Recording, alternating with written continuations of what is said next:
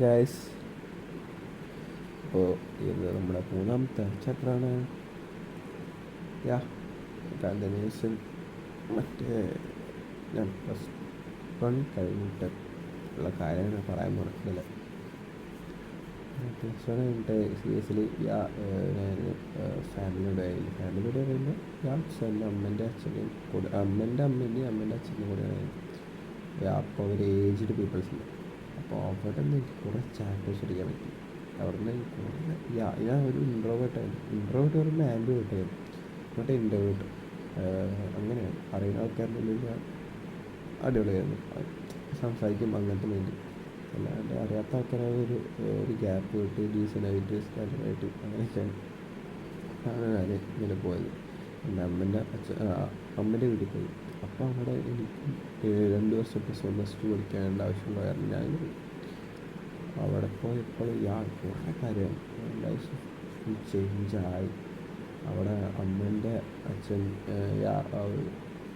ഈ കൃഷിൻ്റെ അതിലും പിന്നെ കുറേ ആൾക്കാരിൽ കുറേ ഇതിൽ ഇതാണ്. ഭയങ്കര ഭയങ്കര ഭയങ്കരതാണ്. ആൾ ഭയങ്കര എക്സ്പേർട്ടാണ്. ആളുടെ കൂടെ ഇരുന്ന് ആളുടെ കൂടെ കുറേ ആൾക്കാരുടെ പ്രശ്നങ്ങളൊക്കെ ഞാൻ കണ്ടാണ്.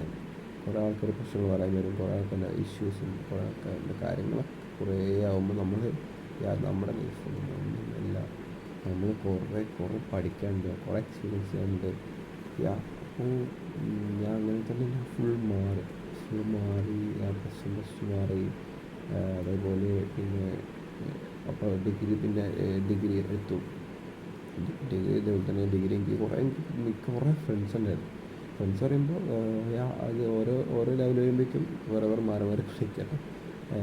പിന്നെ എല്ലാവരും ഇപ്പോഴും എല്ലാവരും ഉണ്ട്, ബട്ട് അത്ര കണക്ഷനുള്ളത് പഴയ പിള്ളേർ മാത്രമേ ഉള്ളൂ.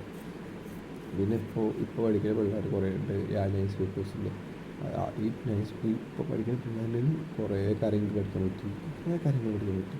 ലൈഫിൽ മാറി